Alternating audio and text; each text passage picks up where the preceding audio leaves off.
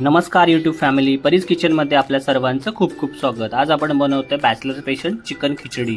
चला मग सुरू करूया आजची रेसिपी। इथे मी अर्धा किलो चिकन घेतलेलं आहे, त्याला मॅरिनेट करूया। त्याला सर्व मसाले लावून घ्यायचे आहेत, मॅरिनेशन करून घ्यायचं आहे। डिस्क्रिप्शन बॉक्समध्ये मी सर्व मसाले दिलेले आहेत।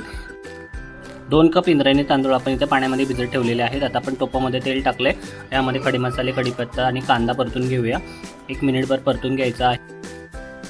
आता यामध्ये 2 बारीक चिरलेले टमाटर घालूया आणि त्याला पण परतून घेऊया मिनिटभर। थोडंसं मीठ टाकू आणि झाकण ठेवू। टमाटर सॉफ्ट झाले की याच्यामध्ये थोडेसे मसाले घालूया। मसाले 1 मिनिटभर परतून घेऊ आणि थोडं झाकण ठेवू। मसाल्याला तेल सुटलं की आपण याच्यामध्ये आता चिकन घालूया। याला पण आपण झाकण थोडंसं ठेवून परतून घ्यायचं आहे। 2 ते 3 वेळा आपण परतून घेऊया याला। अर्धी वाटी लिंबाचा रस घालूया याच्यामध्ये आणि मिक्स करून घेऊ। आणि आता याच्यामध्ये आपण भिजवलेले तांदूळ घालूया आणि मिक्स करून घेऊ। आणि याच्यामध्ये 1.5 कप पाणी घातलेलं आहे। आता कोथिंबीर टाकू आणि आपण झाकण ठेवूया। 10 मिनिटं मंद आचेवर शिजवून घेऊ। खिचडी आपली रेडी आहे, सर्व करूया।